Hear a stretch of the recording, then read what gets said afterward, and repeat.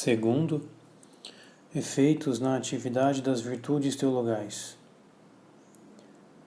Em sua linguagem simbólica, São João da Cruz compara as 3 virtudes teologais a uma libré composta de 3 vestes de cores diferentes, com a qual a alma se reveste a fim de ganhar as graças de Cristo, seu esposo. A alma, pois, tocada aqui pelo amor do esposo Cristo, pretendendo cair-lhe em graça e conquistar-lhe a vontade, sai agora com aquele disfarce que mais ao vivo exprime as afeições de seu espírito e com o qual vai mais acoberto dos adversários inimigos, a saber, o mundo, o demônio e a carne. Assim, a libré que veste compõe-se de 3 cores principais, a branca, verde e vermelha. Nestas cores são significadas as 3 virtudes teologais: fé, esperança e caridade. Segundo o livro da Noite Escura do Espírito, capítulo 21, parágrafo 3. Mais adiante, o santo enriquece esta visão de conjunto. Tal é o disfarce usado pela alma na noite da fé, subindo pela escada secreta, e tais são as 3 cores de sua libé. São elas convenientíssimas disposição para se unir com Deus, segundo suas 3 potências: entendimento, memória e vontade. São João da Cruz nos revela todo um panorama espiritual neste simbolismo das 3 cores. Num paralelismo cativante, ele indica as relações das três virtudes teologais com as faculdades da alma e os inimigos a vencer. Fixa, assim, em grandes linhas, o desenvolvimento da ascese mística exigida pelas virtudes teologais para a ascensão aos cumes da união. É uma síntese dos pontos essenciais de sua doutrina num apanhado preciso e luminoso. A fé, enxertada no entendimento, protege do demônio. A esperança, enxertada na memória, protege do mundo. A caridade, enxertada na vontade, protege da carne. E podemos deixá-lo ainda mais preciso. Fé, entendimento, obediência, astúcia do demônio. Cor branca. Esperança, memória, pobreza, bens do mundo, a cor verde. Caridade, vontade, castidade, movimentos do coração e da carne, cor vermelha. É muito útil ter recolhido num quadro sintético as vivas relações que existem entre estas diversas realidades para dirigir com uma lógica eficaz, pois que fundada na razão, os combates da vida espiritual. Aqui, o santo se limita a recordar uma doutrina exposta de maneira mais ampla em outro lugar. As palavras são plenas de significado. Mostram-nos como a linguagem simbólica, sob a aparente imprecisão de suas figuras e de seus termos, pode ser rica e capaz de nutrir com luz e sabor. A fé é uma túnica interior de tão excelsa brancura que ofusca a vista de todo entendimento. Quando a alma caminha, vestida de fé, o demônio não a vê, nem atina a prejudicá-la. Por isto, São Pedro não achou outro melhor escudo para livrar-se dele ao dizer: Cui resistite fortes in fide, ao qual deveis resistir, permanecendo firmes na fé. 1 Pedro 5:9. Pois sem ela, diz o apóstolo, impossível é agradar a Deus. Hebreus 11:6.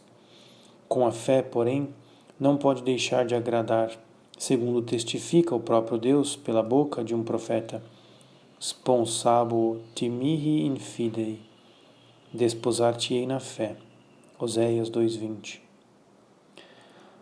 Com esta veste branca, a alma atravessou a escuridão purificadora da noite escura, que não deixava passar nada, nem do alto e nem de baixo, que a pudesse macular, e chegou à sua perfeição atual, a qual lhe permite apoiar-se apenas na própria palavra de Deus. Agora, com toda a verdade, pode apropriar-se daquele dito de Davi: propter verba labiorum torum ego custode vivias duras. Por amor às palavras de seus lábios, guardei caminhos penosos. Salmo 16, 4. A sequência sobre a esperança também é de uma sobriedade cheia de significado, a qual oferece toda a doutrina sobre esta virtude. Sobrepõe à alma uma segunda veste, que é uma armilha verde. Por esta cor é significada a virtude da esperança. Esta esperança, viva em Deus, confere à alma tanta vivacidade e ânimo e tanta elevação às coisas da vida eterna, que toda coisa da terra, em comparação a tudo quanto espera alcançar no céu, lhe parece murcha, seca e morta, como na verdade é, e de nenhum valor.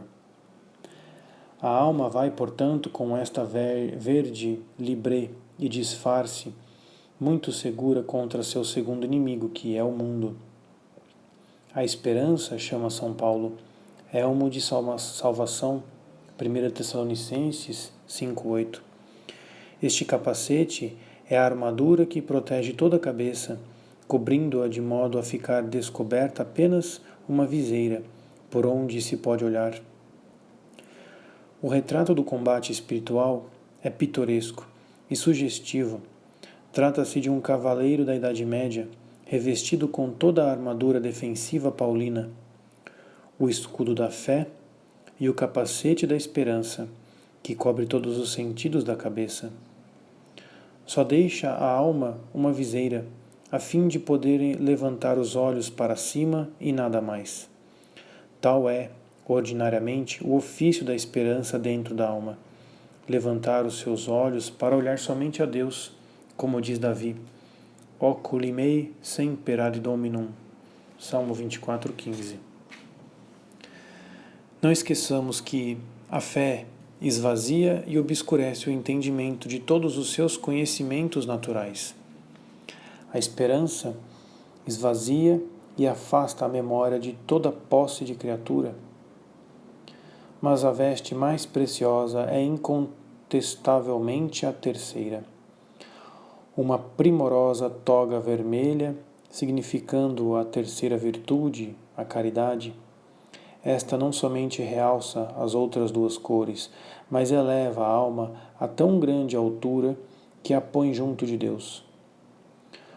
O santo eleva o tom para fazer o elogio desta virtude da caridade, que assegura a todas as outras a força, a beleza e a vida. Sem a caridade, nenhuma virtude é agradável a Deus. É esta a púrpura de que fala o livro dos Cantares, sobre a qual Deus se recosta. Cânticos 3:10. Com esta libré vermelha vai a alma vestida, quando, na noite escura, sai de si mesma e de todas as coisas criadas. De amor em vivas ânsias inflamada, subindo até a perfeita união do amor de Deus. Esta virtude purifica a vontade e protege a alma contra um terceiro inimigo, a carne. Pois onde existe verdadeiro amor de Deus, não entra amor de si nem de seus interesses.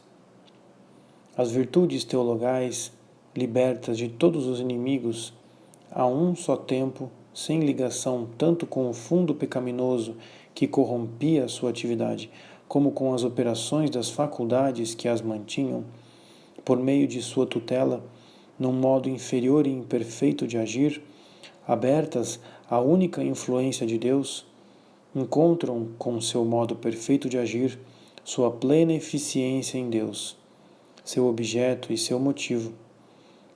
A purificação moral e a guinada psicológica, venturosos frutos da noite do Espírito, conduziram-nas à perfeição.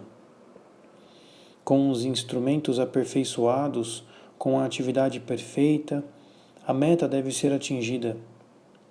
Assim, São João da Cruz pode concluir: foi grande ventura para a alma o conseguir vesti-lo este disfarce, perseverar com ele até alcançar tão desejada pretensão e fim.